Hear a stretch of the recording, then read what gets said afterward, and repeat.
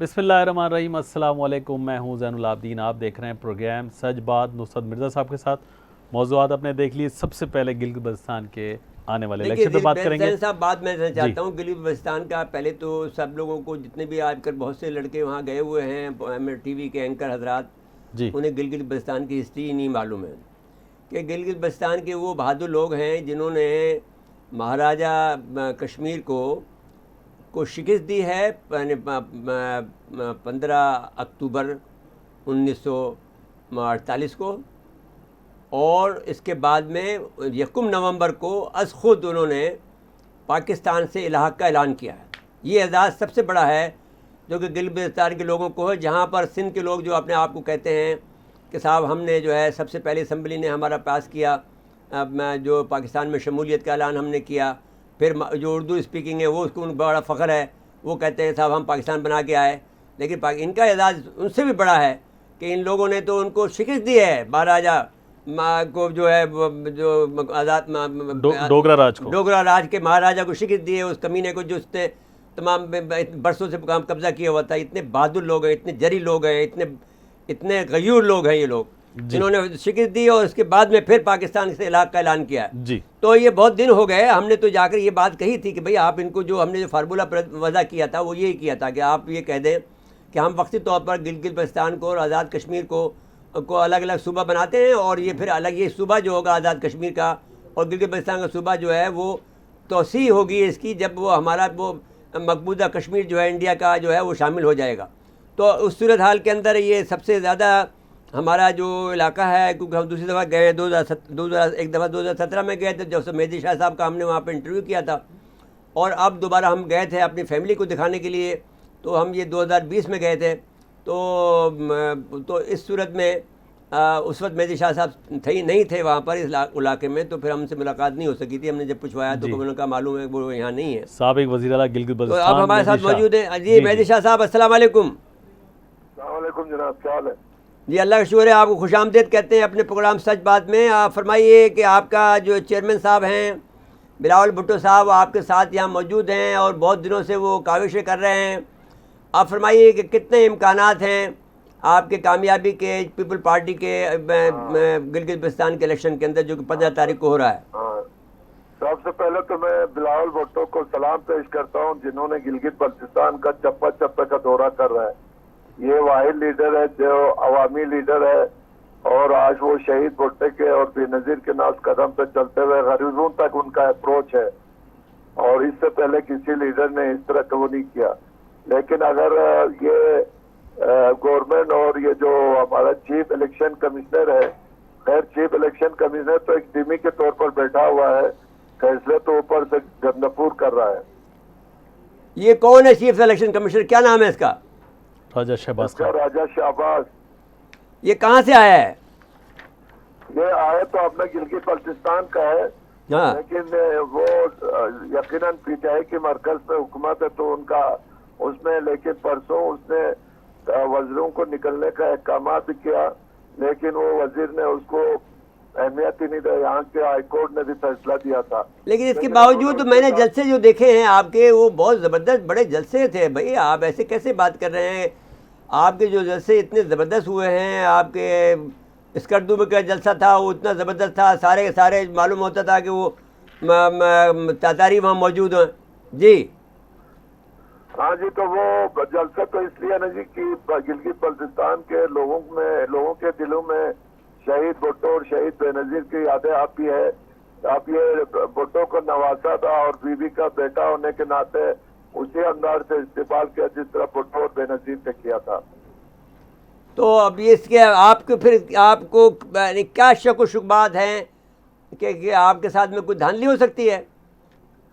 हाँ देखिए जी, बात ये है, इलेक्शन कमीशन ने पहले कंडम कोर्ट में ये दिया था कि कोई वजीर, वफाकी वजीर, सेनेटर जो वजीर है वो कोई इधर गिलगित बल्तिस्तान नहीं आएंगे। लेकिन बिलावल भुट्टो और मरियम नवाज के पास तो कोई एग्जीक्यूटिव ओहदा तो है नहीं, वो तो सियासी कायद है, तो उन पर भी उन्होंने पाबंदी लगाया। लेकिन एक तरफा, मैं तो ये समझता हूँ ये एक तरफा पाबंदी है। हाँ, बिलावल पे तो नहीं लगना चाहिए क्योंकि बिलावल तो कोई ओहदेदार तो नहीं है ना हुकूमत का। हाँ वही कह रहा हूँ जी, लेकिन इनको समझ नहीं आ रहा है। और उस दिन इसने फिर यू टर्न साहब इधर गिलगित हाँ, आए लेकिन थे, मेहदी शाह साहब वहाँ एक पे और फिर बयानिया उन्होंने- इसने दिया है, ये जो आपका शाहिद काका नबासी है, वो कहता है कि साहब देख लें जो जो इस्तकबाल हुआ है मरीम नवाज़ का, वो बहुत ज़बरदस्त हुआ है, इससे हमारे फतह का हो रहा है, ये हो रहा है। तो भाई वो गिलगित बल्तिस्तान के लोग जो हैं बड़े गयूर लोग हैं, और वो जाहिर है कि वो सियासी लोग हैं, वो सबकी बातें सुनते हैं, फ़ैसला वो अपनी मर्ज़ी से करेंगे। ये थोड़ी होगा कि आपके जलसे में आए हैं। आपने आपने आपने गंडपुर का अल्फाज आपने सुना होगा, जिसमें उन्होंने मरियम नवाज के बारे में जो भाई हम उसकी मजम्मत करते हैं, कोई भी गंदी बात करे गलत है, बस गलत बात, वो बात उसको छोड़ दो। तो आपने इसका बड़ा वो क्या, क्योंकि बल्तिस्तान का इलाका इस चीज की इजाजत नहीं देता है कि बिल्कुल वहाँ नहीं देता है। जाके हमारे माशरे को बर्बाद करे। और ये अभी लोगों का जहन चेंज हो गया, इसलिए सब उस पर लानत भेज रहे हैं। हाँ ठीक है, तो वो तो उनके नुकसान में गया। वो कल मैंने वो पीपल पार्टी का एक आदमी था, उससे जो अब कल हमने किससे बात की, जावेद हुसैन से बात की थी, आपके अमजद हुसैन से। तो वो कह रहा था कि हमारा तो ब्लेसिंग इन डिस्गाइज है। नून के जलसे में या अल्लाह या रसूल बेनजीर बेकसूर के नारे गूंज उठा। हाँ, तो मैं ये कह रहा हूँ कि उसने ये कहा अमजद हुसैन ने, क्योंकि आप नहीं मिले थे, तो अमजद हुसैन को हमने लिया था, तो वो जो हुंजा से 4 से लड़ रहे हैं, तो उन्होंने कहा कि हमारी तो ब्लेसिंग इन डिस्गाइज है कि ये आदमी आ गया, इस आदमी ने ये आया है, तो उससे सारा इनके खिलाफ जो है लोग हो गए हैं। जी जी जी, इसकी वजह से इनका पीटीआई वालों का यहाँ जनाजा निकल गया बल्तिस्तान से, इनके अल्फाज से हमें फायदा हो गया, और सब समझ गए ये बदतमीज लोग है, नाअहल है, ये झूठा ऐलान करते हैं। हाँ, इनको असल में मालूम नहीं है कि गिलगित बल्तिस्तान के लोग कितने फयाज, कितने हसास, कितने गयूर, कितने मैंने मेहमान नवाज और कितने ज़्यादा शाइस्ता लोग हैं, ये इनको मालूम नहीं है। इतनी सारी खूबियों का इनका पता नहीं है इन लोगों को। मेरा सियासत में 45 साल हो गया, इससे बुरा आदमी मैंने जिंदगी में किसी हुकूमत में नहीं देखा। ये दूसरों पर तनकीद करते खुद औरतों वाला बाल छोड़ा हुआ है।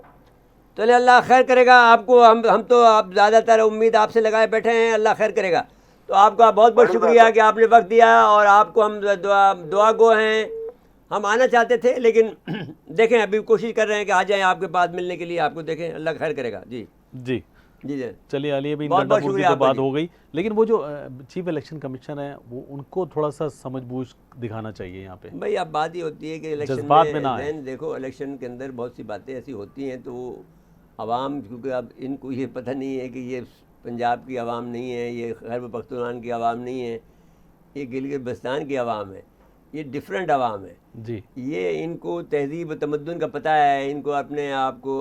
तो ये लोग अगर ये जो बोलेंगे तो इसका नुकसान इनको हो जाएगा। वो हो रहा है, जैसा कि उसने कहा है, जावेद हुसैन ने कहा ना कि भाई ब्लेसिंग इन डिस्गाइज है अली गंडोपुर का, तो इस पर फिक्रमंद नहीं होना चाहिए, क्योंकि वो तो आपको वोट फैसला करेगा। काम आसान कर गए हैं। हाँ, इनका फ़ायदा मिल गया। जी, अब मुझे ब्रेक ही लेकर आ जा रहा है। उसमें एक जुमला एक और भी उसने कहा कि ये भी हुआ है कि जो बात उसने कही है ना कि साहब वो देख लें मरीम नवाज़ के जलसे का, उसका जवाब उन्होंने ये दिया है कि बेनज़ीर के उसका मरीम नवाज़ के जलसे में कहा कि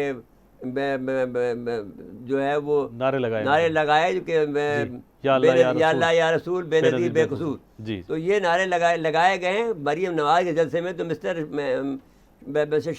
शाहिद काका नबासी साहब, आपका बयानिया गलत है। आपको मालूम होना चाहिए कि वहाँ पीपल पार्टी ज़्यादा मकबूल है। जी आगे चलें। जी, ब्रेक के लिए कहा जा रहा है।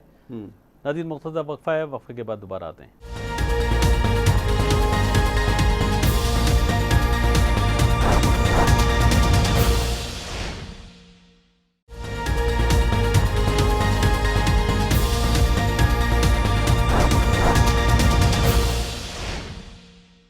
एक दफ़ा फिर प्रोग्राम में खुशामदीद कहते हैं। अच्छा मेरे साहब, कराची के मसाइल पे देखिए जैन साहब, कराची के मसाइल पे मैं एक बात कहना चाहता हूँ कराची के लोगों को कि देखिए, सबसे ज़्यादा अहमियत आप जो है किस भी पार्टी में क्यों ना हो, वो आपकी तालीम पर जो है अपने बच्चों को क्वालिटी तालीम पर तवज्जो दें, दिलवाएं। और सारी जगह से जहाँ जहाँ पर भी आपके जो करप्ट लोग बैठा दिए हैं आपने जो जिन लोगों को तमीज़ नहीं है, जिन लोगों को आपने सेक्टर इंचार्ज थे जो मारते खाते जो कातिल हैं, उनको आपने बैठा दिया है स्कूलों के डिप्टी डायरेक्टर बना दिया है, किसी को कुछ बना दिया है, किसी को कुछ बना दिया है। तो एक अब्दुल खालिक है जो कि चोर नंबर 1 है, जो कि चोरों का सरदार है। मैं उसको जेल में देखना चाहता हूँ, क्योंकि कईयों को तो मैंने जेल में डाला है और वो सज़ा याफ्त हो गए हैं आखिरकार में। आखिरकार में 10 साल की जद्दोजहद के बाद में जेल में अभी जेल में दोबारा इनको चले गए हैं। एक अब्दुल खालिक है, इसको मैं जेल में डालना चाहता हूँ। एक पठान है, इसका नाम मुझे याद नहीं है, लेकिन मैं उसको ज़रूर जेल में डालूँगा। मैंने कोई बात जो बात कही है ज़िंदगी के अंदर, मैंने उसको पूरा किया। उसको जेल में डालूँगा और पूरी तरह से वो भी, उसने पैसे बहुत खाए हैं और लोगों के बच्चों के, हमारे बच्चों के पैसे खाकर और अपने ऐशो इशरत की ज़िंदगी गुजार रहा है। और अफसोस की बात यह है कि जमात इस्लामी का जो एक अमीर है वेस्ट का, उसका भाई है। बड़े अफसोस की बात है। और ये बात मुझे अमीर जमात इस्लामी से भी एक दिन बात करनी है कि भाई आपको इस तरह से आप देखें, इसको जेल में डालना है। एक और है जो कि मुझे उसका भी नाम याद नहीं है, लेकिन वो वहाँ पर इन्होंने लगा रखा है साइट का उसको डिप्टी डायरेक्टर लगा रखा है, वो उसको भी जेल में डालना है। वो भी कातिल है और बहुत ज़्यादा उसका वो अव्वल तो मैंने दरख्वास्त की है कि भाई ये MQM उसको खुद हटा दे, जितने भी लोग हैं उन सबको हटा दे, वरना तो फिर मेरी अपनी कार्रवाई शुरू हो जाएगी। और मैं करने जा रहा हूँ। और अब इसको इस वक्त, क्योंकि बात ये है कि जो मसला हैं वो मुझे मालूम है क्या करना है। जिस आदमी के पीछे भी पड़ा था, आज 10 साल हो गए हैं, मैंने जब शुरू किया था वो अब जेल में चले गए हैं, दोनों के दोनों आदमी जो है वहाँ पर मैंने उसमें। तो अब ये था जो केमाड़ी का जो डिप्टी डायरेक्टर था वो जेल में अब चला गया जी। तो अब मैं ये कहना चाहता हूँ इनसे कि भाई आप हर जगह पर जहाँ पे आपने केमाड़ी में लगा रखा है या आपने सारे शहर में जो लगा रखे हैं मैं जो एजुकेशन के, उनको क्लीन करो, आप हटाओ इनको, और सही मानो जो एजुकेशनिस्ट हैं उनको आप लगा दें एजुकेशन में। एक काम, पहला काम तो ये करें, मेहरबानी करें अपनी कौम के ऊपर, अपने पर रहम खाएँ उनके ऊपर। दूसरी बात ये है, और ये रिश्वतखोरी जो है इसको बंद कर दें। दूसरी बात ये है, और अगर वो ऐसे नहीं करेंगे तो हमारे पास और भी बहुत से ज़रिए हैं जो हम बहुत ज़्यादा ताकत रखते हैं। FIA हमारे पास है, हमारे पास और बहुत सी ताकतें हैं जिसके ज़रिए से हम जिस वक्त हमने तो इस्तेमाल नहीं की जानबूझ करके, भाई छोड़ो ये जितने भी लोग बदनाम होते हो जाएं, ये कौम को जो है सज़ा मिलनी ये दे रहे हैं तो दें, अब दे जब तक ये लोग खुद ना उठें। लेकिन कौमें उठती नहीं है क्योंकि कहीं ना कहीं से आपको मदद करनी पड़ती है, तो हम मदद करने के लिए उठ रहे हैं। अल्लाह ताला भी एक हुक्म है, ये एक हुक्म है कि जब आदमी कहा, एक रसूलुल्लाह अल्लाह ने हुक्म दिया जिब्रील इस्लाम को कि भाई इस ज़मीन को उलट दो, तो जिब्रील इस्लाम ने कहा अल्लाह उसमें एक तेरा बरगज़ीदा बंदा रहता है जो दिन रात इबादत करता है, कहने सबसे पहले उसको उल्टा करो, इसलिए कि मुझे उसकी इबादत की क्या ज़रूरत है जबकि दुनिया में इतना फ़साद बरपा है और वो कुछ नहीं कर रहा है। तो अब जो हम हमारे लिए भी ये बात लागू होती है कि हम इन फ़साद को रोकें। तो दूसरी बात हम ये कहना चाहते हैं कि कब्ज़ा माफिया है, बदतखोर लोग हैं ये।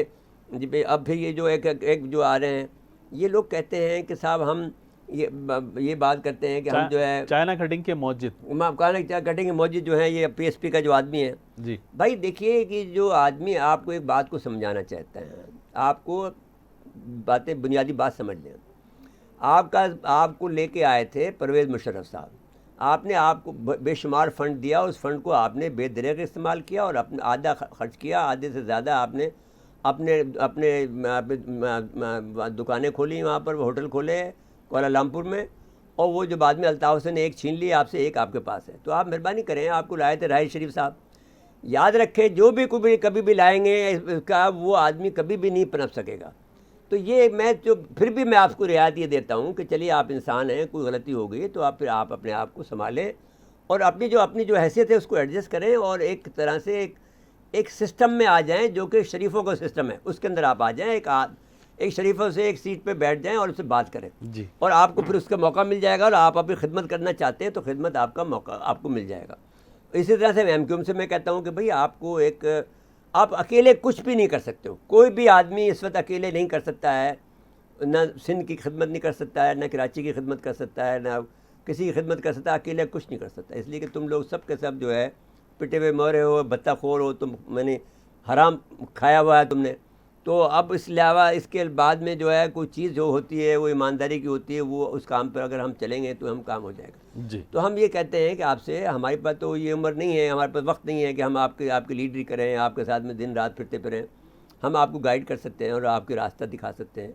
देखो ये जो महाजिरिज़म का फ़लसफ़ा भी हमने दिया था, आपने नहीं दिया था, आपके अल्ताफ़ हुसैन ने नहीं दिया था, आपकी MQM ने नहीं दिया था, ये हमारा फ़लसफ़ा है। चोरी किया गया, आपके राह ने चोरी किया, इंडिया की इंटेलिजेंस ने चोरी किया, पाकिस्तान की इंटेलिजेंस ने उसको बाई किया, उसको कहा कि चलो हम दौरा में करते हैं। जब मैं DGI हमसे कहता है, हमीद गुल साहब ने कहा कि जब हम इसको डबल एजेंट बना रहे हैं, जब मैं कह रहा हूँ कि ये गद्दार है, मुल्क है, मुझसे कह रहा है कि गद्दार है ये आदमी, वो कह रहा था हम डबल एजेंट बना रहे हैं।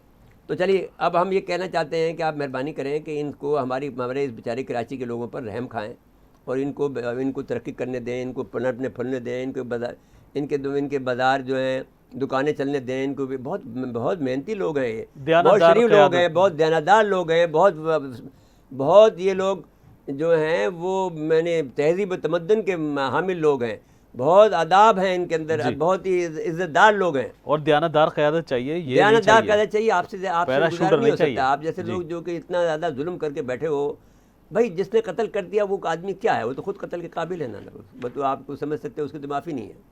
एक आदमी का कत्ल पूरी इंसानियत का कत्ल है। बेशक आपने कत्ल इतने आदमी को कर दिया है। आ जाएं अगले मौजू पे। जो बाइडन की जो है वाजिद अक्सरियत होगी दिन साहब, तारीख के अंदर, अमेरिका की तारीख के अंदर एक सबसे ज़्यादा एक दफ़ा वोट मिले थे 285 किसी को, वो उसको भी हरा दिया था एस्टेब्लिशमेंट ने। ये भी एक अजीब तारीख है अमेरिका की। अभी सुप्रीम कोर्ट में भी मामला है, नहीं जाया। हाँ, ये भी हो सकता है, कुछ भी हो सकता है, लेकिन अभी खैर बहरहाल उसको प्रोटोकॉल दे दिया है। और ये अभी क्योंकि उनकी मकसद जो बाइडन जो है वो एक 74 ईयर्स ओल्ड है, तो उसके भी एक हिस्ट्री बहुत अजीब गरीब है कि जब वो पहला सबसे ज़्यादा यानी उम्र रसीदा इस वक्त सदर बना है, लेकिन सबसे कम उम्र जो है सेनेटर बना था जी।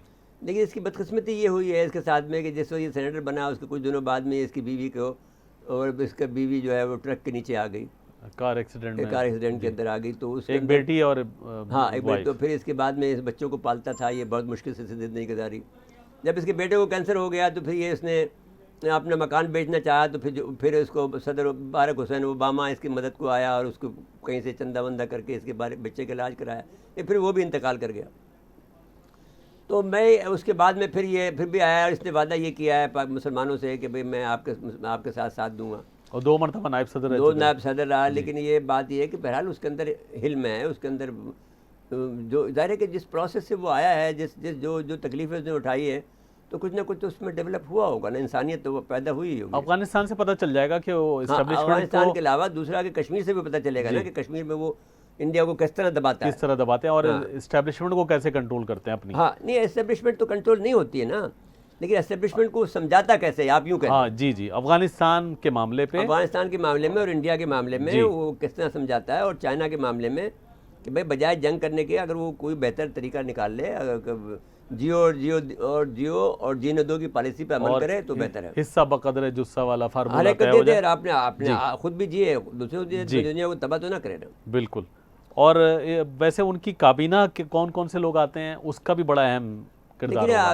आप एक आदमी देखिए, इनके यहाँ सब काबीना एक तय होती है। ये नहीं होता है कि ये यानी जिस वक्त ये लोग एक सदर को बनाते हैं तो उसकी काबीना ऑलरेडी तयशुदा होती है जी। वो इनके यहाँ वो जैसे अब इनकी पार्टी में पहले से वो सब चीज़ें तय हो जाती है। ये नहीं होता कि जो अस्पताल को ज़्यादा चंदा देगा वो ज़्यादा नहीं, अस्पताल को ज़्यादा अच्छी वजारत मिलेगा। तो बड़ा बदकिस्मत आदमी जिसका नाम इमरान है भाई। हमने तो, लेकिन फिर भी हम इसको क्रेडिट इस बात का देते हैं कि भाई कम से कम जितना वोकल ये इस्लाम के बारे में हुआ, जितना लेटर वगैरह लिखे जो उन्होंने, वो अच्छा काम बड़ा काम है, वो बड़ा काम है, यानी अपना मौक़िफ़ तरीके से पेश किया। हाँ वो ठीक है, लेकिन जो मुल्क को तबाह कर रहा है वो तो फिर हम बर्दाश्त नहीं कर सकते। और ये जो तबाही चल रही है ना, खैर अब तो हम अभी मौजूद कोई और है हमारा अली गंडापुर जैसे आदमी को भेज दिया है जो जिस तरह अंदाज से गुफ्तगू कर रहा है जी, वो खुद भी उसको मालूम नहीं है कि वहाँ पर शाइस्तगी बहुत ज़रूरी है।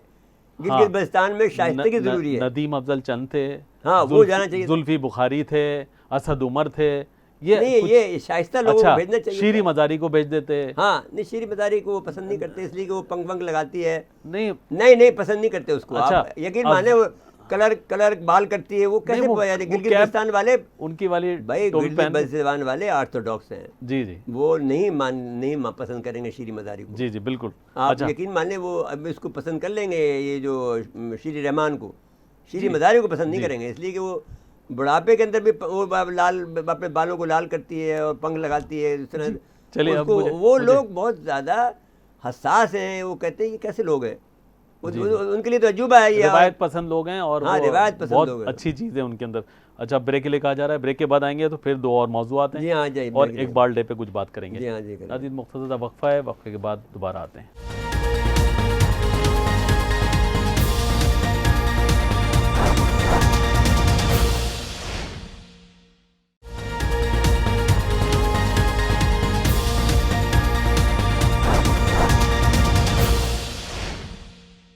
एक दफ़ा फिर प्रोग्राम में खुशामदीद कहते हैं।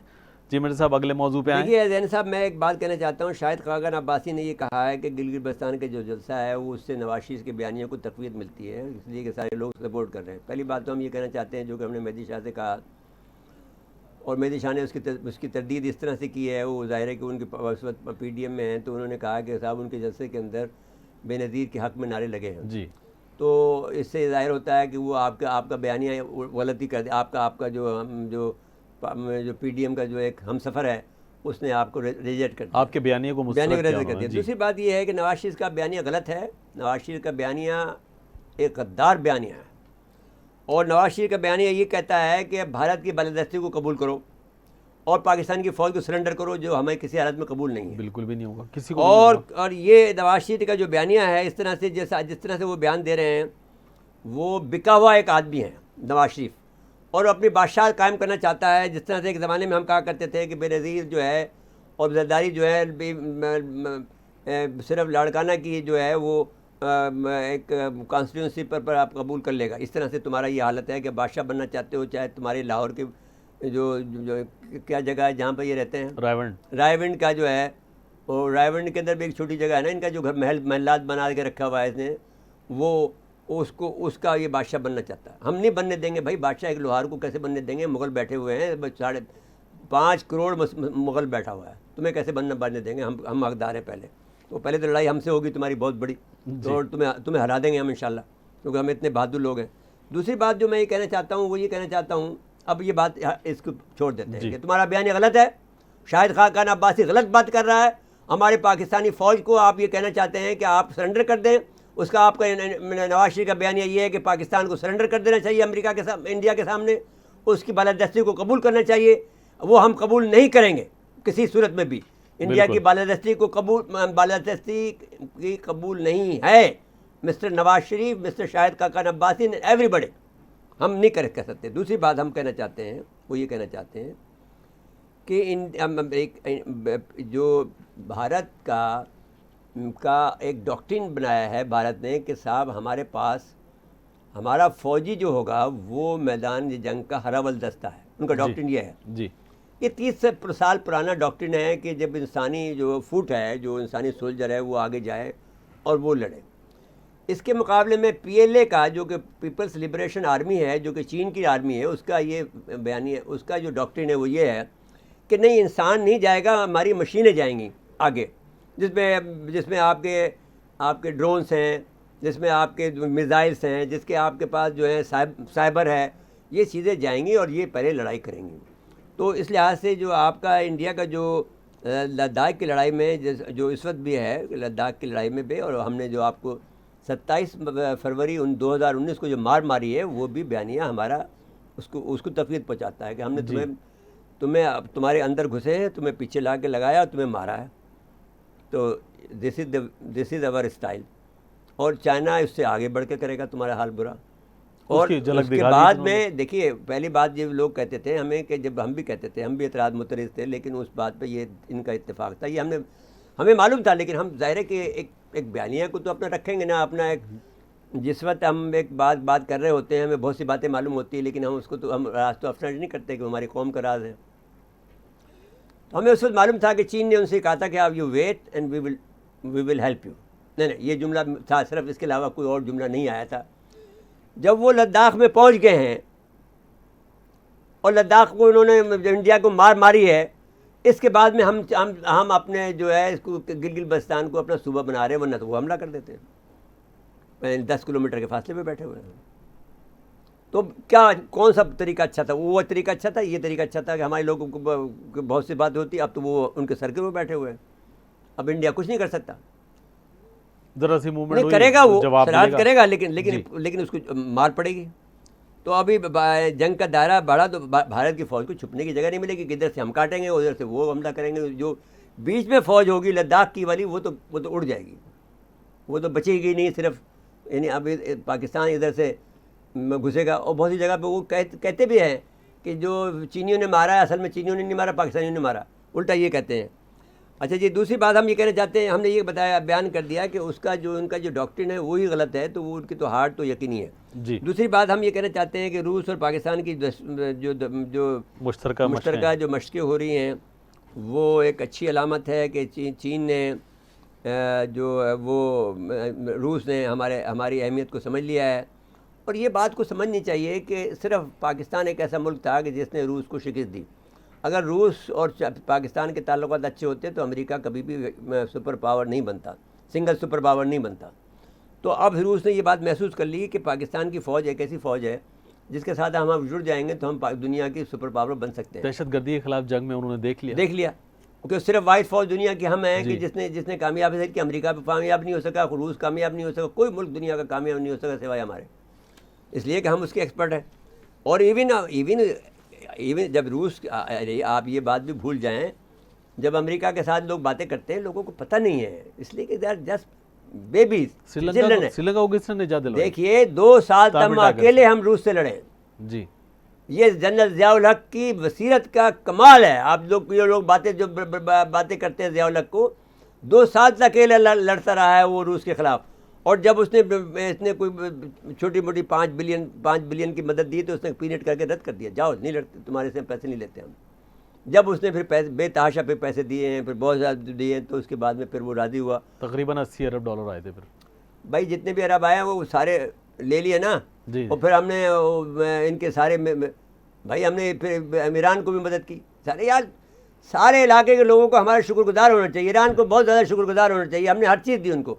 एक दफ़ा हमने 17 दिन की क्या हमारी मदद कर दी, हम तो मरे जाते, लेकिन ईरान को हमने कितना मदद दी है, 8 साल तक मदद की है जी। और 8 साल तक मदद के बाद आपको क्या नहीं दे दिया हमने? तुम्हें तो वो तो दे दी है जो कि मतरूक चीज़ थी जी। जो मिसाइल दे दिया वो, जिससे आपने शॉर्ट कर दिया उनको, फिर उसके बाद में हमें गड़बड़ करनी पड़ी जी। अच्छा चलिए, अब ये बताइए कि ये जो रूस से कुर्बत बढ़ रही है तो इसको चाहिए कि तवानाई के शोबे में नहीं, तवानाई के शोबे नहीं, तो जैसे स्टील मिल वाला मामला है वो ले आए। वो आपने 2 रोज़ पहले प्रोग्राम में कह दिया है, वो जो बना रहा है गैस पाइपलाइन जो है वो तो बहुत बड़ी हाँ, तो वो उसके अलावा स्टील मिल में थोड़ा सा उनको आगे लाना चाहिए, स्टील मिल देने चाहिए। ये तो एक बड़ी गड़बड़ है। स्टील मिल में जो आदमी ला के उन्होंने बैठाए हैं वो लोग माल बना रहे हैं। अभी जो ब्रिगेडियर सेक्रेटरी ला के बैठाए हैं उनके ऊपर ऑलरेडी है वो केस चल रहा है और उसके ऊपर हम प्रोग्राम भी करेंगे जी इंशाल्लाह ज़रूर। अच्छा आखिरी जी, हमने अल्लामा इकबाल की जो है कल जो है बरसी है और हम उनको खराज अक़ीदत पेश करते हैं। बहुत बड़ा हमारा शायर मशरिक़ और हमारा